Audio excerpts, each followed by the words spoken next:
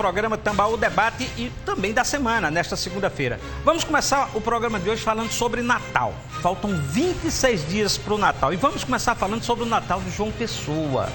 Há uma apreensão muito grande. Onde você anda, as pessoas perguntam: cadê a iluminação do Natal das ruas de João Pessoa? Cadê a programação do Natal de João Pessoa? Natal dos Sentimentos. Foi assim que, no ano passado, o projeto foi lançado e parecia ousado. Queria transformar o Natal de João Pessoa até num evento turístico, atraindo pessoas de fora. Só que a prefeitura parece-me bastante atrasada. Nesses últimos dias começaram a sair as notícias de que uma licitação já foi aprovada para a iluminação da cidade. A prefeitura vai gastar 2,5 milhões, mas a programação ainda não saiu.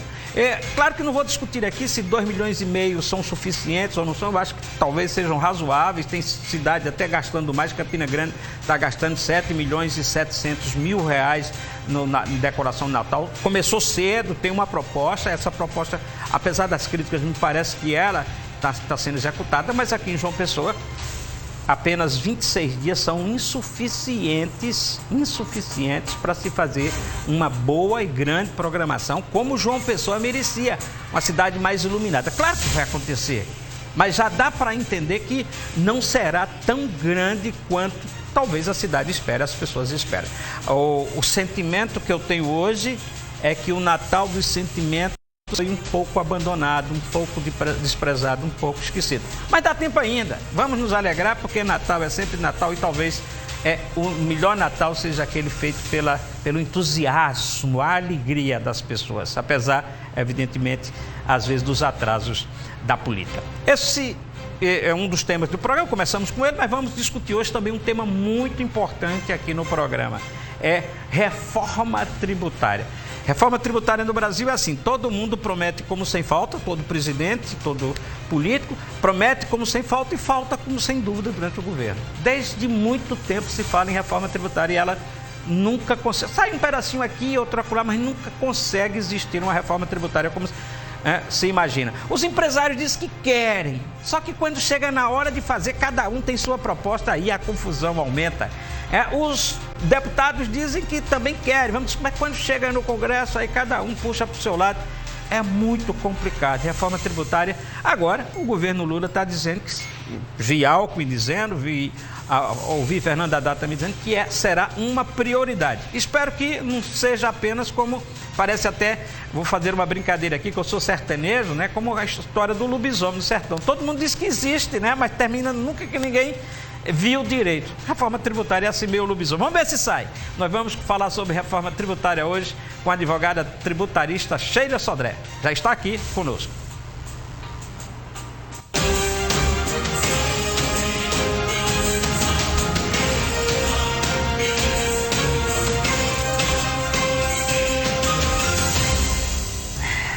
Boa tarde, Sheila. Seja bem-vinda ao programa de hoje.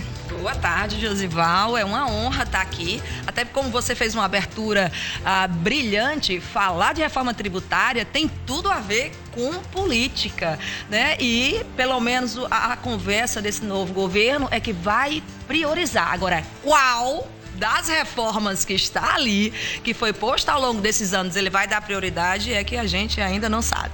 Sheila, além de advogada tributarista, ela tem programa, ela apresenta um quadro no programa da Jovem Pan, pela manhã, e sempre fala sobre reforma tributária. Eu vou começar com uma pergunta para você. É o seguinte: sempre se fala que a carga tributária nacional, ou a carga tributária brasileira, que não é só nacional, tem também a carga tributária dos estados, dos municípios, é muito pesada, se comparando com outros países, enfim. É verdade isso? A nossa carga tributária é pesada, é uma das mais pesadas? Olha, não é só uma das mais pesadas, como ela está maior ainda. Então, assim, por incrível que pareça, no ano de 2021, que foi o último balanço que a gente vai até apresentar aí os índices, a gente está em 33,9% do PIB, né, da arrecadação. Então, esse é um número muito alto, né? A gente fazendo uma comparação com outros países da OCDE, a gente está assim disparado, a gente está destinando uma carga tributária muito alta. E olha, parte disso daí, se não a maior parte, ela vem, sabe de onde? Do consumo. Você até preparou não é isso? um mapazinho sobre a reforma tributária. Vou pedir aqui a nossa técnica para poder colocar o mapa tributário. Eu acho que daria para melhor entender. Perfeito. Vamos aqui, pronto. Mapa da reforma tributária aqui. Olha aí, 2021, muito recente, que a gente está em 2022. 2021 aqui. Exato.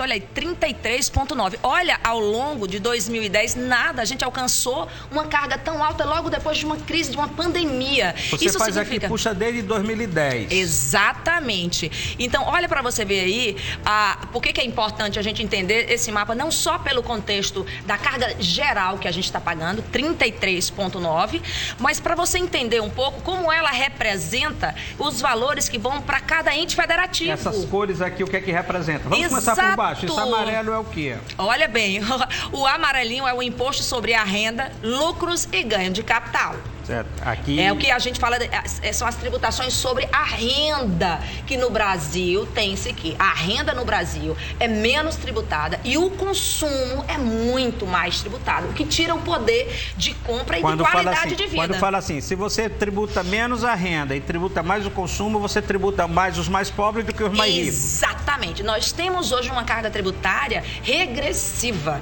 né? Que é exatamente isso. Nós estamos, realmente, o povo brasileiro que ganha 3, 2, 1 salário, ela paga isso aí, a gente está falando em percentual. Como você paga sobre o consumo, paga sobre o arroz, sobre o feijão, sobre o pão, sobre a carne.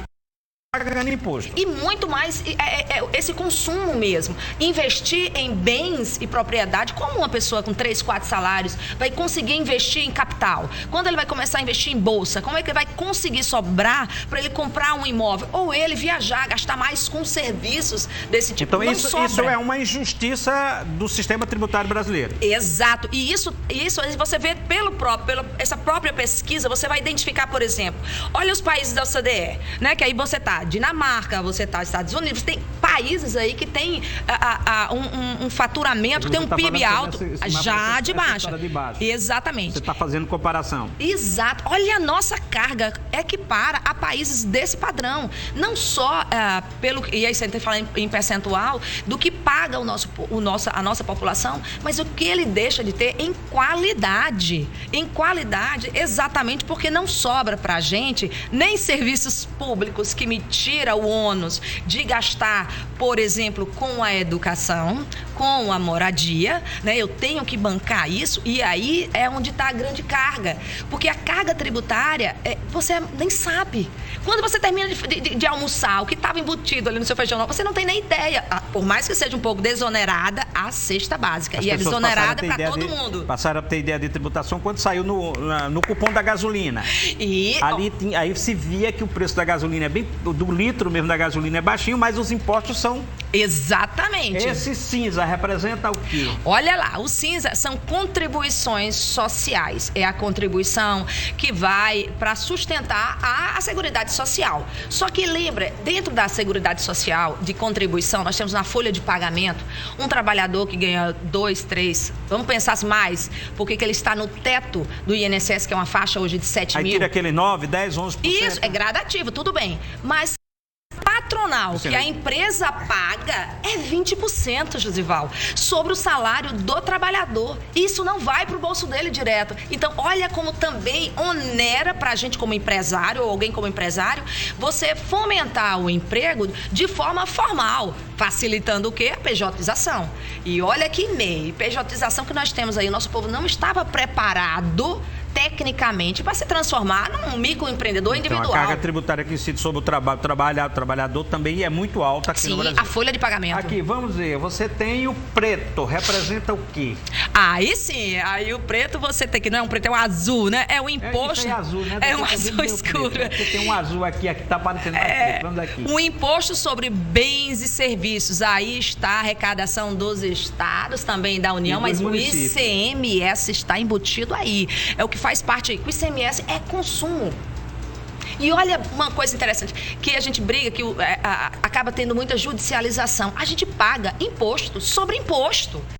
grande tese do século, que recentemente o STF definiu, é que não pode, o ICMS não pode ser base de cálculo da PIS e da COFINS. E tá aí a briga grande ainda para as empresas recuperarem esse crédito. Então, quando você compra um produto, você não tem nem ideia real do que é imposto e o que é realmente o custo daquele produto. E para o empresário, é assim, eu diria, é um carnaval, é um manicômio, como já diria o nosso tributarista, é um manicômio tributário. Então, a população não faz ideia. Muitas vezes o empresário, eu lido com isso, eles não fazem ideia real de quanto aquele produto sairia se nós tivéssemos, por exemplo, que praticamente as propostas dizem isso, um único imposto que não fosse sobre ele mesmo. Isso, mas eu queria só entender, o laranja aí o laranja... pequenininho aqui em cima. Aí são os demais impostos. Os demais. Porque aí você tem vários outros impostos. Contribuições gerais. Exatamente, que é bem menor em relação a isso. Então, a vez hoje,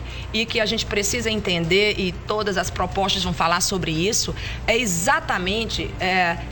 organizar, simplificar essa questão dessa carga. Durante a campanha eleitoral, não foi a primeira, já teve uma outra campanha eleitoral lá atrás, mas nessa tinha uma candidata que defendia o imposto único. Sim. Essa proposta já veio noutra campanha eleitoral, não muito discutida. Aí você fala de simplificar, tem gente que fala imposto único, essa seria uma saída, esse é o modelo. Nós falamos em justiça tributária. Qual é a reforma tributária que causaria justiça tributária no Brasil? Adoro essa pergunta, muito boa. Olha bem, não é uma coisa de um dia para a noite.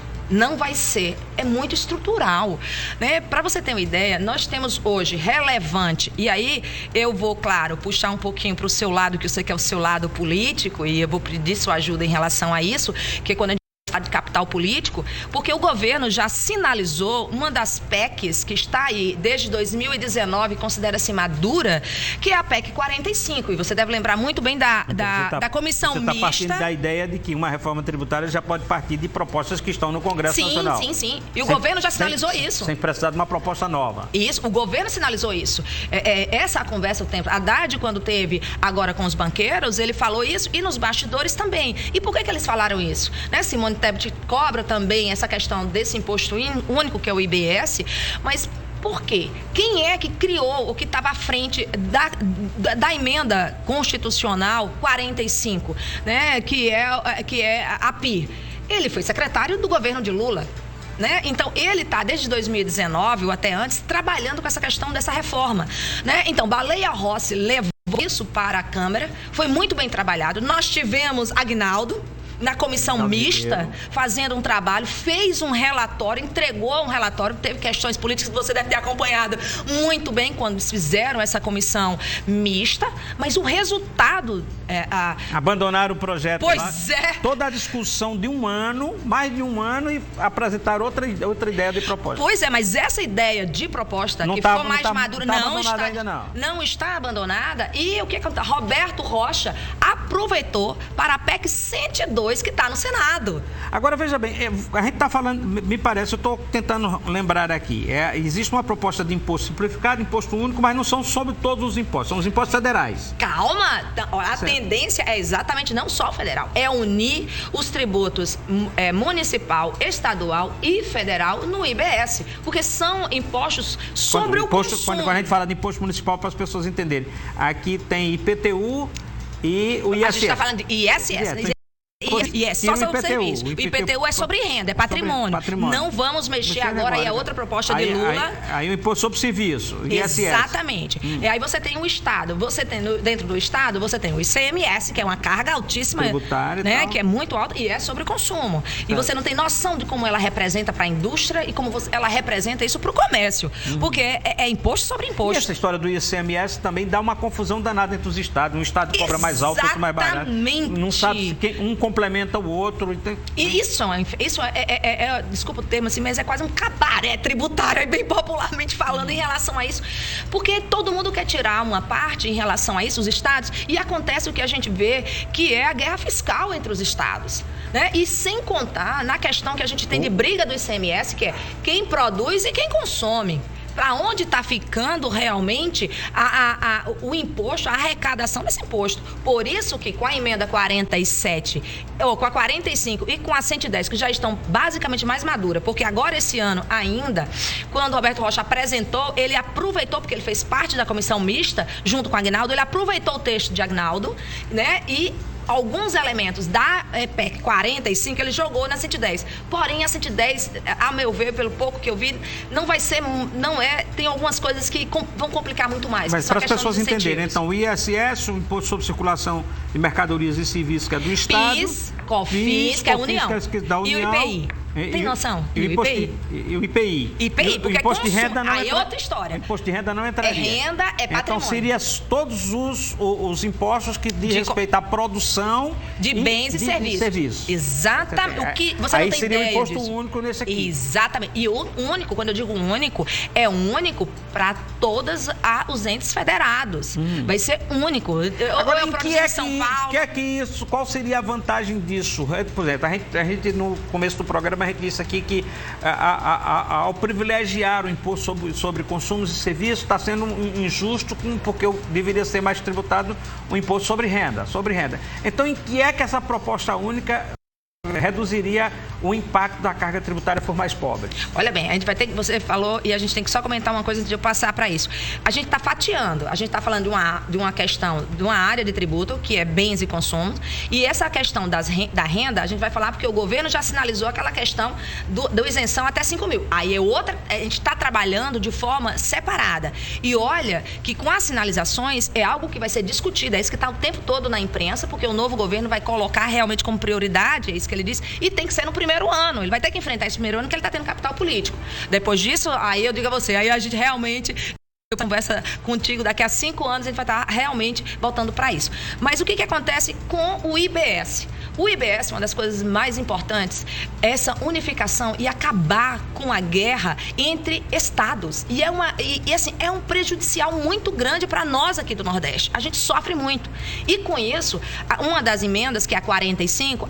Aí privilegiaria o imposto não na produção. Quer dizer, o destino do imposto iria para quem consome, para quem compra. Exatamente. Para quem compra, já começa aí. Uma coisa interessante, deixa de ter diferencial de alíquota, deixa de ter substituição tributária. Aquela confusão, quando ele fala do simplificar, é uma confusão, é um tempo dedicado a obrigações acessórias de um empresário para gerir a sua carga tributária dentro da sua empresa, que se gasta muito. Mas se o imposto sobre renda, se você faz, que é quem deveria pagar mais, o imposto dos que ganham mais e tal, se ele é que deveria ser privilegiado, por que aqui a preocupação todinha é com o imposto aqui?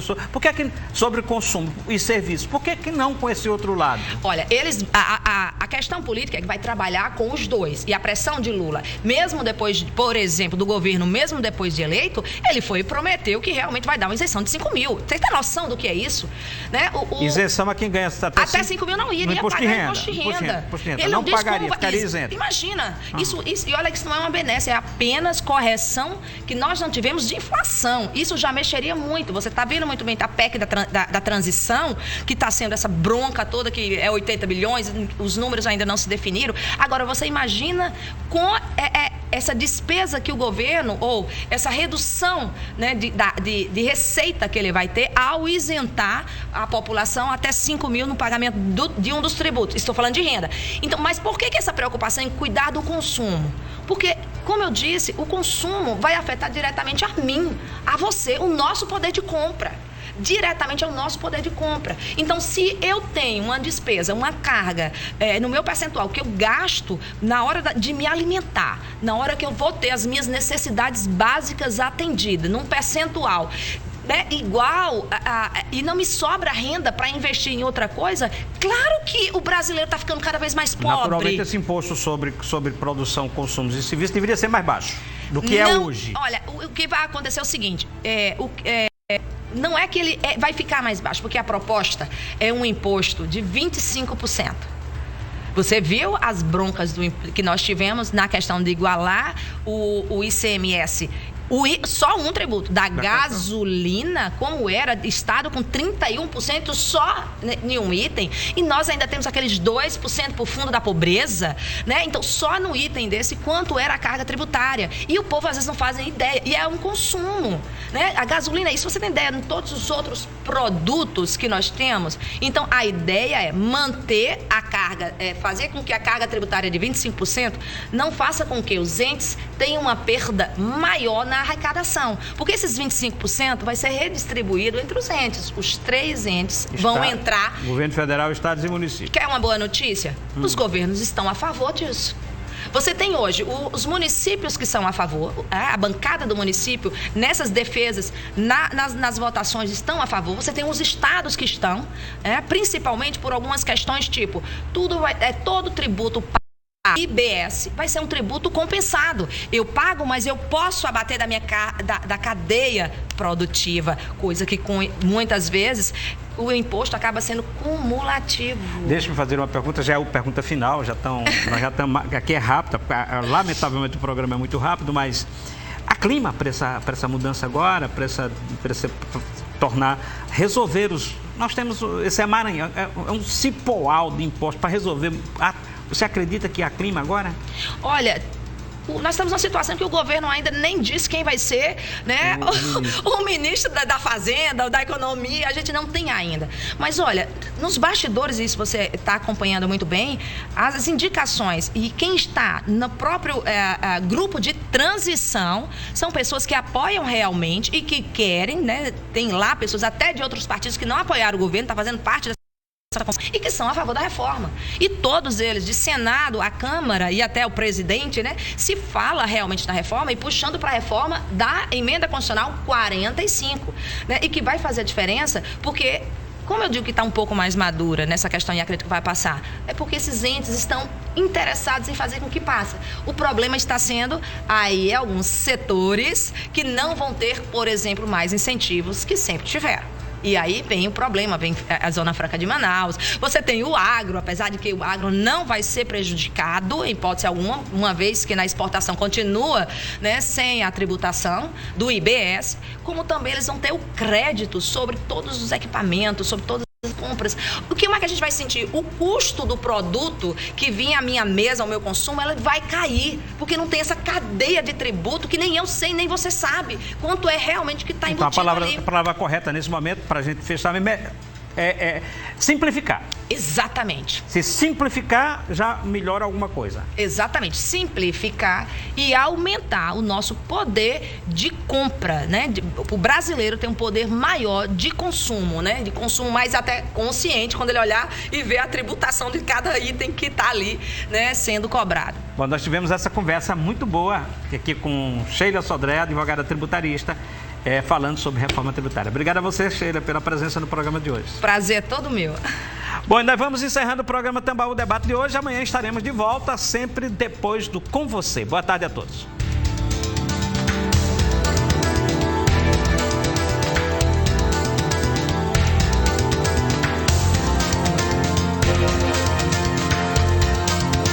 Oi, meu povo.